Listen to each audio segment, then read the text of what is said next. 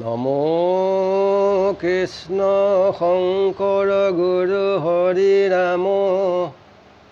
ৰাম হৰি ৰাম হৰি ৰাম।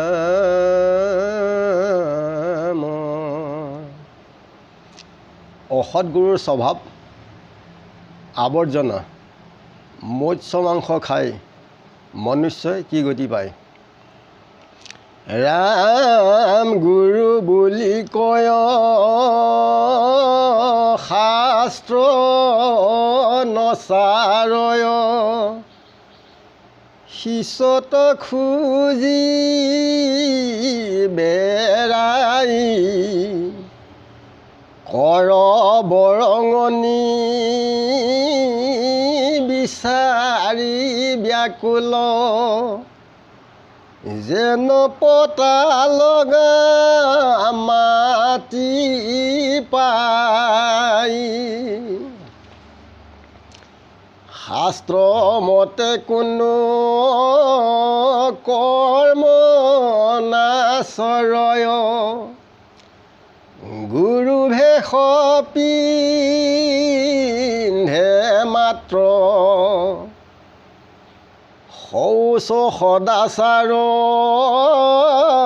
একোকে নমানে, নহয় গুৰুৰ পাত্ৰ। বহু শাস্ত্ৰ জানে আচৰণে নাই, কেৱলে বুজাই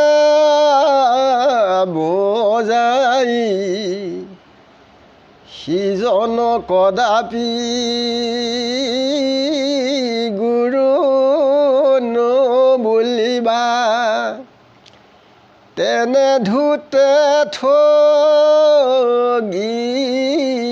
খাই। শাস্ত্ৰ জ্ঞান নাই বিদ্যা শুই নপাই, ভক্তিও লোক দেখাব, সি হ'ব নহয় গুৰু জ্ঞান দাতা।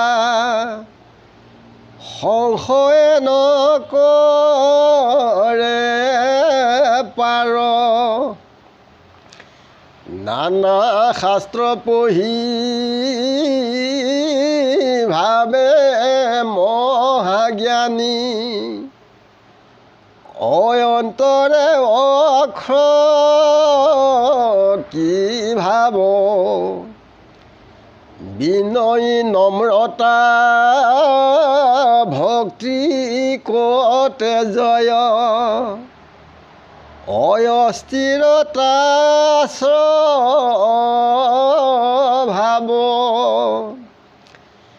বাক্যৰ চাতুৰ্যে অজ্ঞানী লোকক, প্ৰলোভয় নাভাবে, গুৰু পূজ্য ভাবে মাইন খুজি ফুৰে, নপালে নিন্দা গাৱে, শিষৰ সংশয়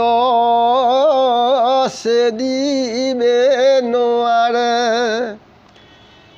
কেৱলে বাক্য বাগিষি, উদৰ কুটুম্ব পোষণ নিমিত্তে, চল বুদ্ধি দিবানিশি,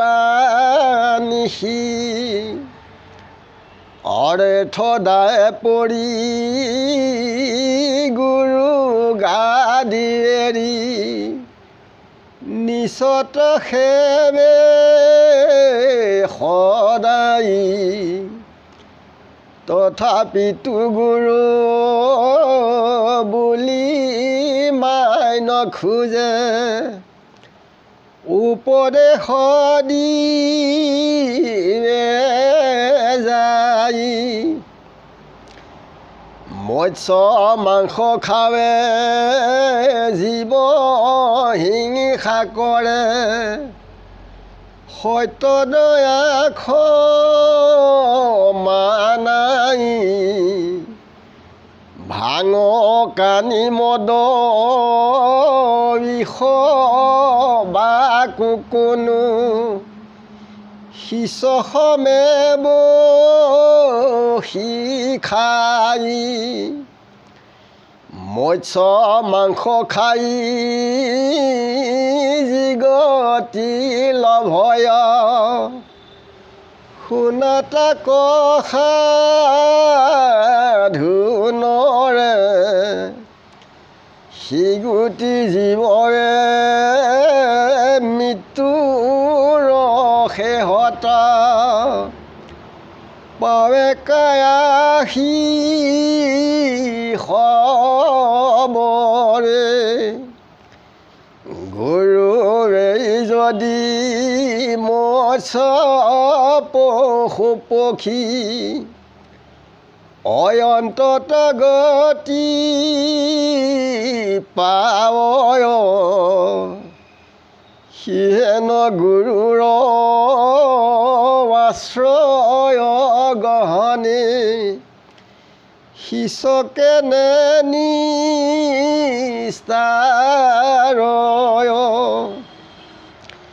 শিষয় সমৰ্থ আহাৰে বিহাৰে শাস্ত্ৰৰ মৰ্ম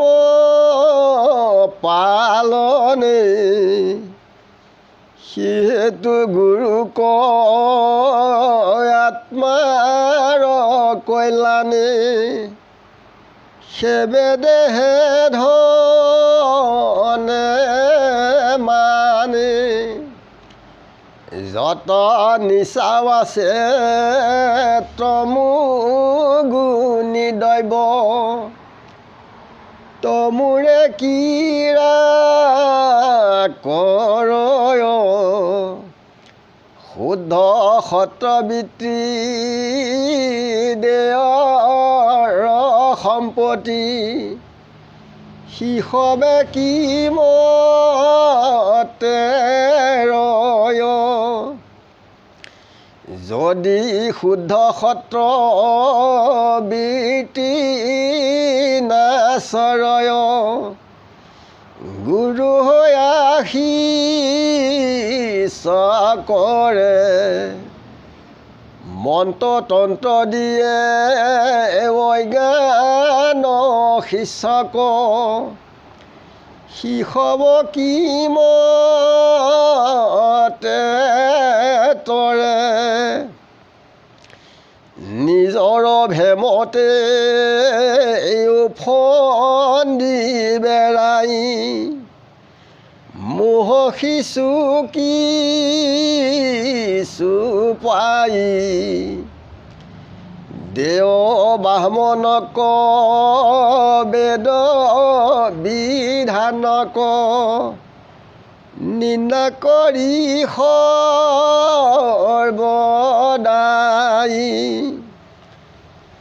অতিকে অধম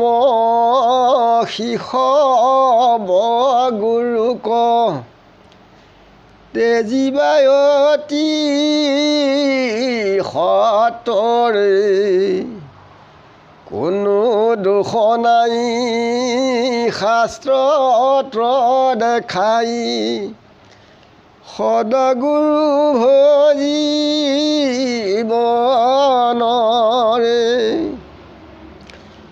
অসত গুৰুত আশ্ৰয় কৰিলে দুয়ো কুলহু নাশ জানি বুধজনে শাস্ত্ৰ মত আগে চাপিব গুৰুৰ পাশ সাধু বামনক বেদ বিধানক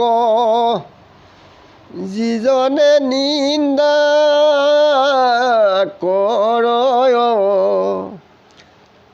আপোনাকে গুৰু ঈশ্বৰ বুজাই দণ্ডিবা তাক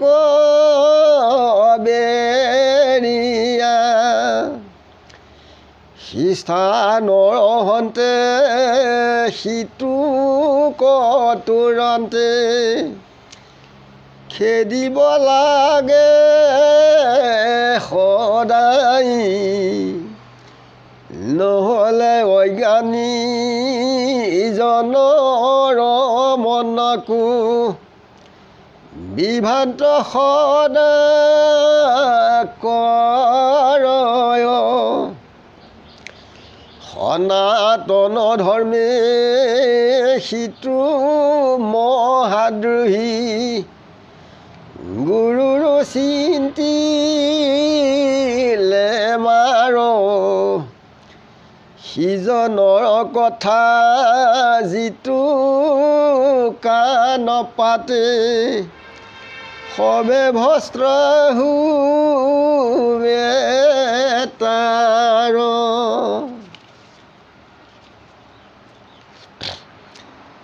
গুৰু বুলি কয় কিন্তু শাস্ত্ৰৰ কথা একো নামানে জানে কিন্তু শিষ্যত খুজি পেলাই কি কৰে যেনে মাটি যেনে খাজানা লয় তেওঁলোকে মাহেকে পষেকে ছমাহত তেনেকৈ শিষ্যৰ পৰা খুজি পেলাই লয় শাস্ত্ৰমতে একো কৰ্ম নকৰে কেৱল গুৰুৰ ভেষ এটা পিন্ধি থাকে শৌচ সদাচাৰ এইবিলাক জানে যেনি একো নামানে আৰু গুৰুৰ পাত্ৰ নহয় বহু শাস্ত্ৰ জানে লোকক বুজাবলৈ যায় কিন্তু নিজে এই কৰ্মখিনি নকৰে এনে লোকে কি কৰে লোকক ঠগি পেলাই খায় শাস্ত্ৰৰ বিদ্যা নাই কেৱল লোককহে দেখুৱায় এনে গুৰু সংসাৰত কোনো লোকক পাৰ কৰিব নোৱাৰে বিনয় নম্ৰতা এইবিলাক চব তেজে মনৰ কেৱল অস্থিৰতাৰ ভাৱহে থাকে বাক্যত বৰ চতুৰ অজ্ঞানী লোকক প্ৰলোভন কৰাই কি কৰে গুৰু বুলি মান সৎকাৰ খুজি কৰ বৰঙণি এনেকৈ আদায় কৰে কেৱল বাক্যৰ বাগিশ পেট ল'ৰা ছোৱালী পোষণৰ কাৰণে চল বুদ্ধি কৰি দিনে ৰাতিয়ে টকাৰ ইনকমত থাকে গুৰুৰ অৰ্থৰ লোভত গুৰু গাদী একেবাৰে নিজ জাতিত কি কৰে ধন খুজি ফুৰে শিষ্য বঢ়াবৰ কাৰণে তথাপিতো তেওঁ মান সৎকাৰ লৈ পেলাই কি কৰে তেওঁলোকক উপদেশ দিবলৈ বিচাৰে আৰু যি তেওঁলোকে কি কৰে মৎস্য মাংস সেই গুৰুৱে খায় সত্য সদাচাৰ একো নাই গুৰুৱে যেনি তেনেকৈ খাই গতি পায় কিন্তু শিষ্যই কেতিয়াও তৰিব নোৱাৰে যে যি জীৱই গুৰুৱে যেনি তেনেকুৱা কৰে শিষ্যই কেতিয়াও উদ্ধাৰ হ'ব নোৱাৰে মৎস্য মাংস যি লোকে খায় সেই জীৱই কি কয় মৃত্যুৰ পাছত সেই শৰীৰবিলাক পাবলগীয়া হয় সেইকাৰণে ইয়াৰ পৰা আঁতৰি সাত্বিক দ্ৰব্যৰে আগবাঢ়িলে জীৱৰ কল্যাণ হয় যে নিচাৰ তমোগুণৰ দ্ৰব্যও তেনে লোকে লগায় সত্য বুদ্ধি এইবিলাক কোনো নাইকিয়া কেৱল তন্ত্ৰ মন্ত্ৰ দিয়ে যেনেও অজ্ঞানী শিষ্যক দিয়ে ইয়াৰ জ্ঞানে কোনো তেওঁলোক তৰিব নোৱাৰে এই অসৎ ভাৱৰ কাৰণে গুৰুকুল আৰু নিজৰ কুলটো তাৰমানে তল পৰিবলগীয়া হয় অৰ্থাৎ ধ্বংস হ'বলগীয়া হয় তেনে গুৰুক পালে দণ্ড কৰিব লাগে এই সনাতন ধৰ্মত যি এনেকুৱা দোষ কৰে তেওঁক আঁতৰাই দিলে জীৱ জগতৰ মংগল হয় আনদেৱ দেৱীক কৰয় আৰাধন তুমি ইষ্ট দেৱৰ যিস বামন আনদেৱ দেৱীক কৰয় আৰাধন শিশৱ পামৰ ভাগ্য হীন দুৰাচাৰ কোটি কল্প নৰকত ভঞ্জীৱে নিকাৰ সেইকাৰণে আনক এৰি আত্মা ঈশ্বৰ সেৱা পূজা কৰিলেই মংগল হয় ইমানতে আমি ৰাখিছোঁ গুৰু গুৰু কোটি কোটি ঘূৰৈ অপৰাধনীতে কৰোঁ আমি দুৰাশয় হে হৰি মুখ দাসহেন মানি ক্ষমি কৃপা নমো নমো নাৰায়ণে প্ৰসন্ন হৌক হৰি কৰিয়োক মায়ং নিৰ্জান আপোনাৰ মহিমা আপুনি বেকত কৰি জীৱক কৰা বৈদান গুৰু কৃষ্ণ কৃষ্ণ সবাৰ চৰণ সেৱা জানো গুৰু কৃষ্ণ কৃষ্ণ হৃদয়ানন্দন কৃষ্ণ কৃষ্ণ।